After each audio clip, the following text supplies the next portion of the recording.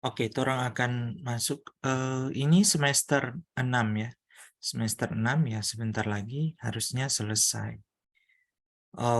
Sudah masuk ke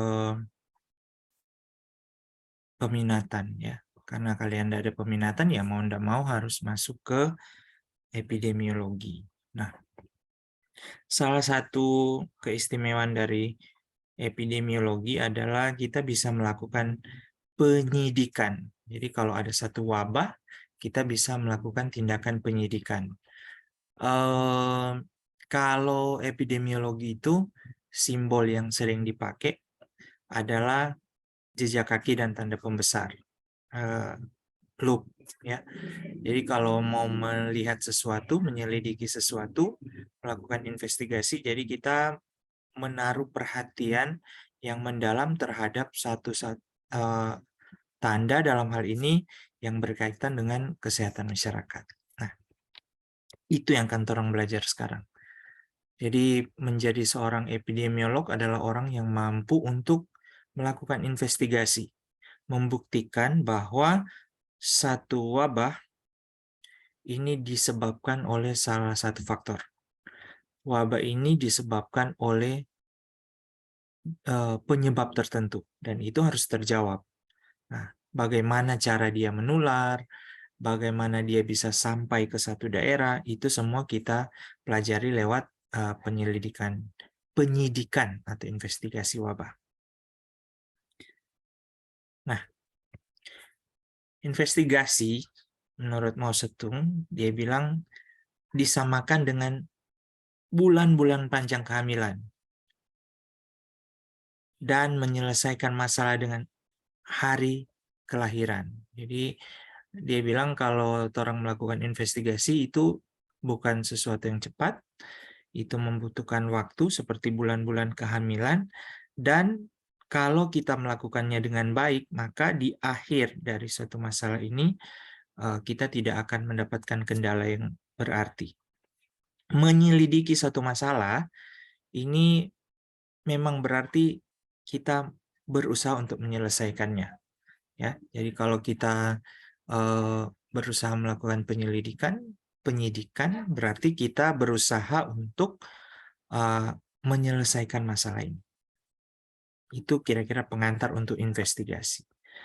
Nah, ini tim yang lama, tapi sekarang sudah ada tim yang baru.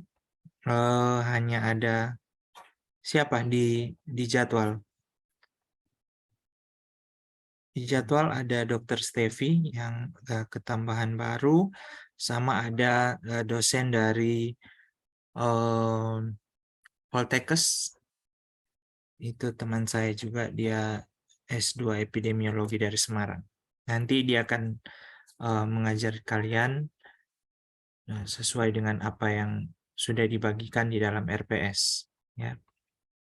Nah, ini akan kita bahas selama kita mempelajari ini. Konsep dasarnya yang akan kita pelajari hari ini. Komponen-komponen apa yang terdapat dalam satu investigasi, dalam satu penyidikan. Langkah-langkah apa yang akan orang buat, yang akan kita lakukan untuk mencapai hasil maksimal dari investigasi. Bagaimana melakukan organisasi, prosedur-prosedur yang harus kita lalui, peraturan-peraturan yang mendukung tindakan investigasi kita. Nah, konsep upaya pencegahan dan penanggulangan dilihat dari proses investigasi ini. Kemudian satu proses investigasi harus menghasilkan yang namanya sistem kewaspadaan dini. Nanti sistem kewaspadaan dini itu seperti apa? Kita seharusnya ya punya praktik di dalam mata kuliah ini untuk menerapkan langkah-langkah yang sudah kita pelajari di setengah semester dan setengah semester. Kemudian kita mempraktikkan langkah-langkah sampai kita membuat satu laporan. Nah, seorang tenaga epidemiolog itu harus bisa membuat satu penyidikan dari langkah pertama sampai dia mendiseminasikan, melaporkan, membuat apa ya, publikasi mengenai apa yang dia temukan, termasuk komunikasi risiko, risiko-risiko apa yang bisa didapatkan apabila kita tetap terus berada pada keadaan wabah seperti ini. Kita baru saja melewati, bahkan belum ya, sekarang masih pandemi COVID-19 dan masih banyak yang perlu kita pelajari. Dan sebenarnya gampang sekali untuk menjelaskan bagaimana investigasi wabah ini telah dilakukan sepanjang pandemi COVID-19 ini. Nanti kita akan pelajari selanjutnya. Nah, kemudian ini kriteria penilaian. Jadi kriteria penilaian nanti kalau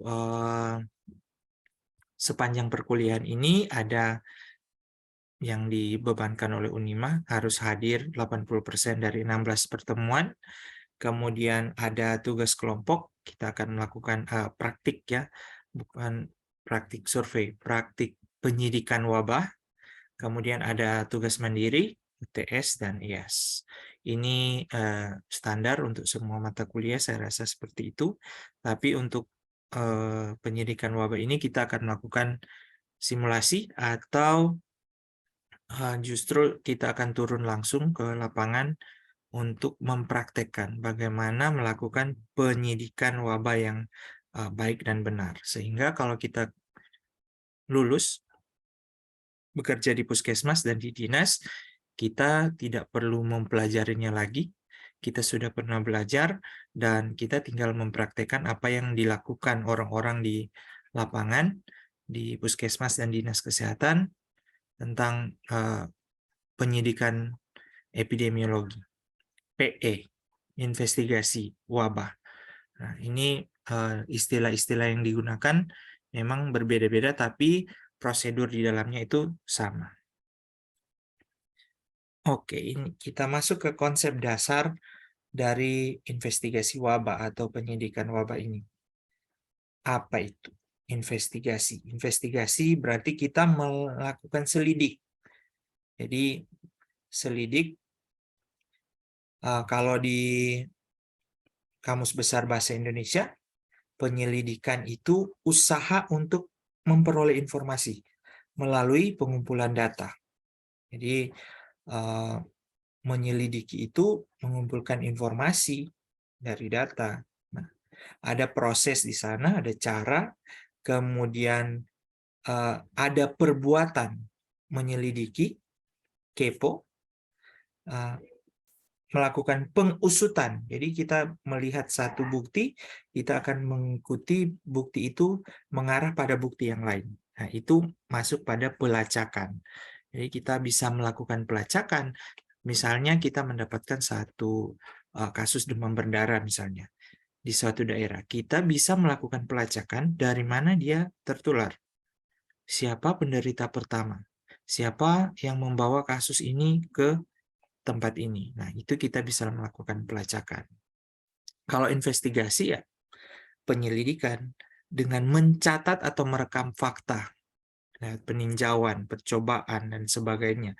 Jadi dia kalau penyelidikan itu sebatas mengumpulkan informasi, investigasi itu sudah lebih selain mengumpulkan, kita juga melakukan record, mencatat semua apa yang kita dapatkan. Nah, apa yang kita dapatkan itu kemudian akan membantu kita dalam menentukan besar masalah, kemudian menentukan hipotesis, dan yang terakhir itu kita bisa menjawab hipotesis. Nah, kalau selidik, artinya kita melakukannya dengan teliti, menyidik, cermat.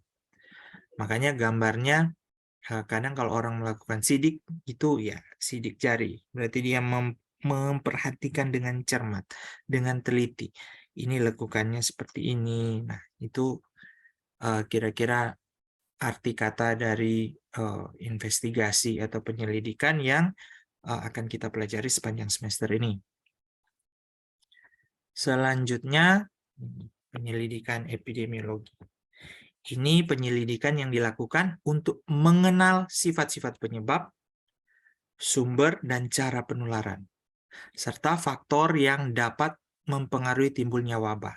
Jadi ada Peraturan Menteri Kesehatan nomor 1501 tahun 2010, dia bilang kegiatan penyelidikan epidemiologi ini, investigasi wabah ini, karena biasanya yang diselidiki di epidemiologi ini adalah wabah, maka kita akan melakukan pengenalan terhadap sifat-sifat penyebab, sumbernya apa, bagaimana cara menularnya, faktor-faktor yang mempengaruhinya bagaimana. Itu penyelidikan epidemiologi. Ini bahasa-bahasa yang sering dipakai untuk menggambarkan apa yang sedang kita pelajari saat ini ya.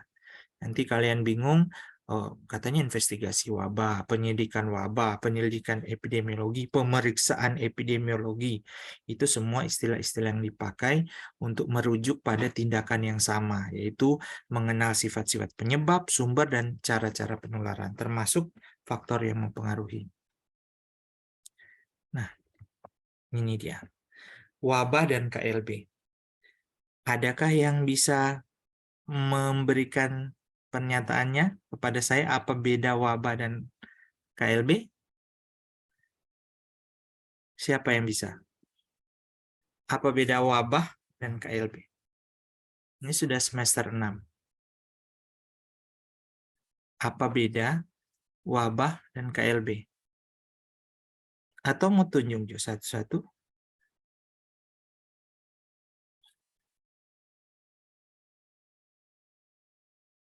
Siapa ini kita menunjuk? Nadia Kilis. Apa beda wabah dan kejadian luar biasa?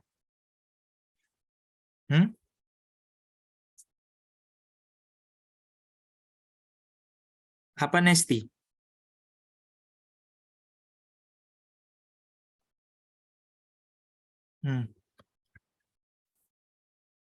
Apa beda antara wabah dan KLB semester 6? Sudah bisa unmute sendiri, sudah saya set. Kalau wabah itu biasanya menggambarkan suatu kejadian yang atau contohnya suatu kejadian penyakit yang sudah menyebar luas. Kalau untuk kejadian luar biasa itu peringatan sebelum terjadinya wabah.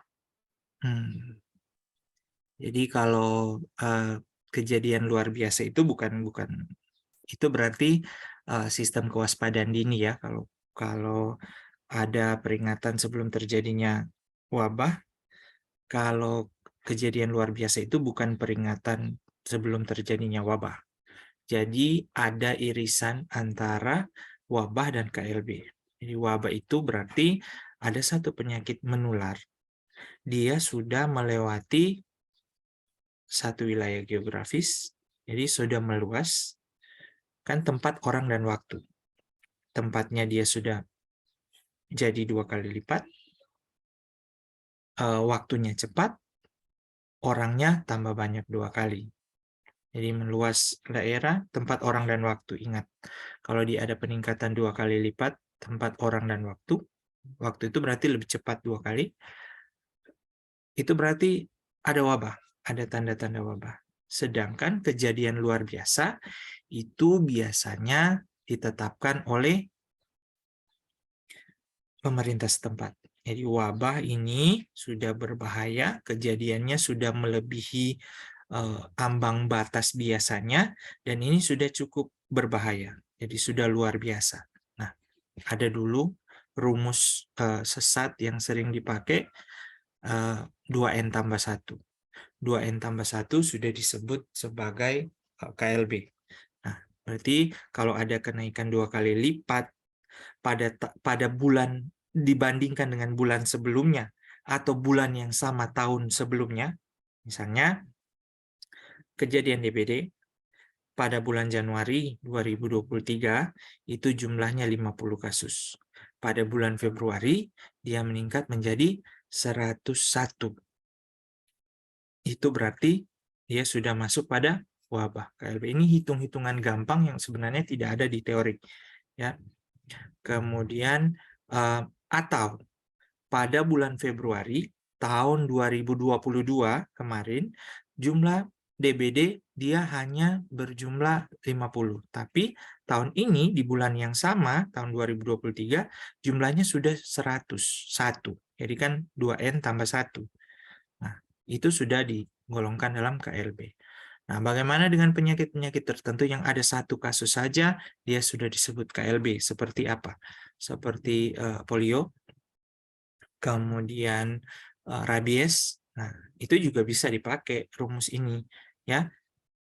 0 kali 2 tambah 1, 0 kali 2 0 tambah 1 1 berarti dia sudah termasuk dalam KLB.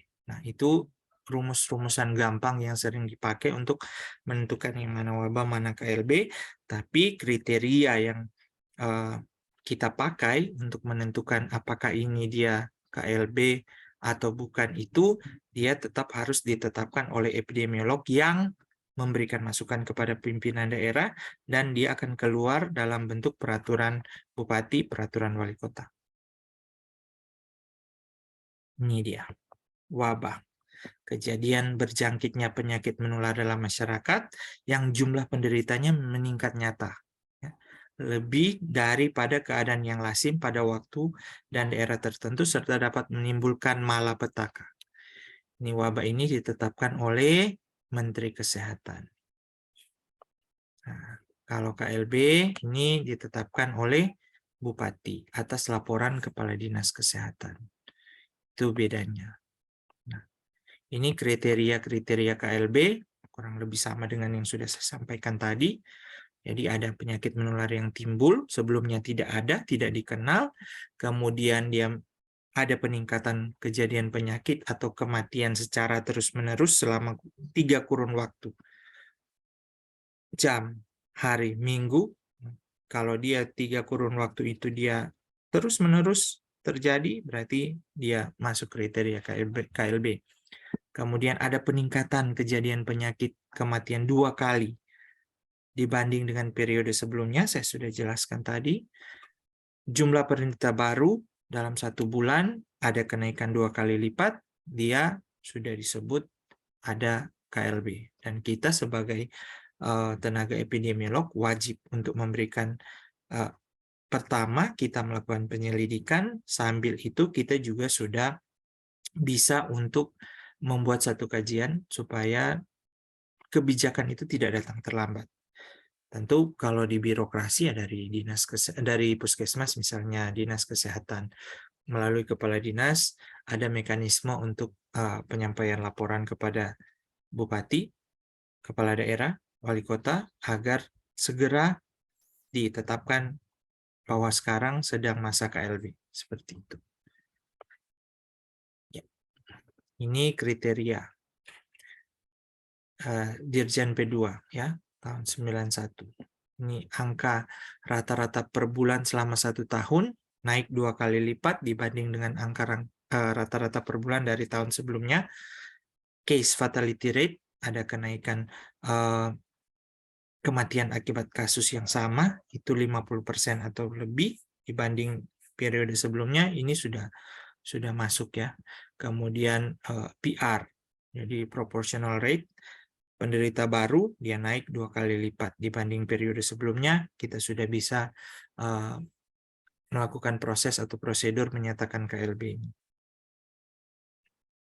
Nah, ini ada penyakit khusus, menetapkan kriteria khusus ya, seperti kolera dan demam berdarah. Setiap peningkatan kasus dari periode sebelumnya, terdapat 1 atau lebih penderita baru, di mana pada periode 4 minggu sebelumnya daerah tersebut dinyatakan bebas. Tidak ada. Nah, sekarang ada, itu sudah masuk dalam kriteria KLB. Kalau penyakit yang dialami seperti keracunan makanan, keracunan pestisida, dia harus dilaporkan. Kan sebelumnya tidak ada, sekarang ada, berarti harus ditetapkan sebagai KLB. Ini sebenarnya tidak boleh ada ya, yang keracunan makanan dan keracunan pestisida. Sampai ada berarti dia sudah masuk dalam kejadian luar biasa. Ini dia, beda KLB dan wabah. Cakupan parameternya, kalau wabah dia melewati batas antar provinsi atau beberapa kabupaten. Sedangkan kalau KLB cuma di dalam wilayah tertentu. Yang menetapkan KLB itu bisa bupati, kepala dinas kesehatan, bisa juga menteri. Nah, kalau wabah ini yang bisa menetapkan hanya menteri ya. Nah, jenis penyakit biasanya kalau KLB itu penyakit menular, penyakit tidak menular, keracunan, bencana, dan kedaruratan. Nah, sedangkan wabah ini hanya pada penyakit menular saja. Kalau wabah ya. Sektornya kesehatan manusia kalau KLB, kalau wabah ini bukan cuma kesehatan manusia, tapi juga hewan. Ya, seperti waktu lalu kita pernah berhadapan dengan swine flu, flu babi, flu burung, itu juga disebut wabah karena menyerang ternak dan ditakutkan akan menyerang manusia juga.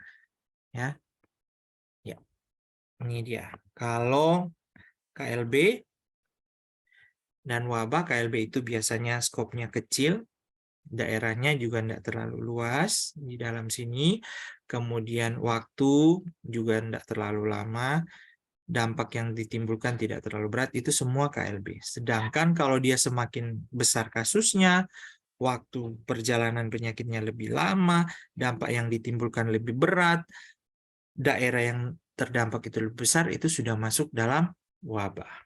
Nah, sampai di situ untuk sekarang. Ada pertanyaan? Ada yang mau bertanya? Adakah yang ingin bertanya?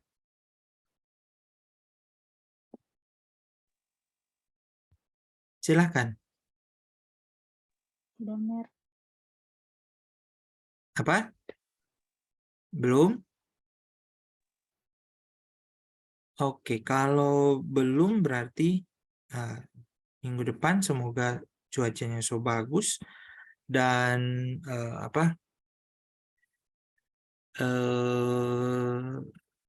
ngoni pe colokan so jadi bagus. Ini ada materi untuk minggu depan. Kita akan masuk ke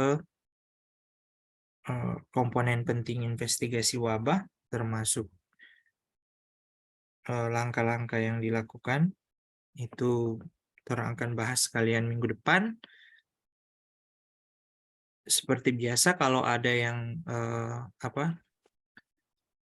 mau bertanya, silakan japri. Kalau malu-malu ya nanti sekalian ditanyakan pertemuan di kelas. Ya, Militia dan Carmenita, so boleh baduet ini dua situ.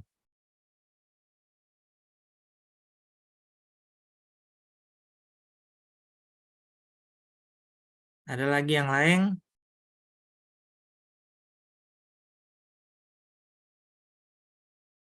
Kalau sudah ada, orang sampai sini Jo, karena sebentar ini masih ada kuliah. Terima kasih atas perhatiannya. Kita ketemu lagi minggu depan di waktu yang akan ditentukan selanjutnya. Mudah-mudahan orang ada bisa bikin pertemuan di kelas, karena kalau dibagi ini tidak terlalu maksimal. Sampaikan salam kepada teman-teman yang tidak bisa hadir karena mati lampu atau yang lain. Video ini, konsep dasar dan kontrak perkuliahan, nanti kita upload di YouTube. Nanti kita kirim linknya untuk yang tidak hadir. Jadi kita anggap semua yang satu kelas ini hadir kalau dia ikuti presentasi ini di YouTube. Ya, terima kasih. Selamat sore. Sampai jumpa lagi. Dadah. Terima kasih, Mir. Selamat Terima kasih, Benar.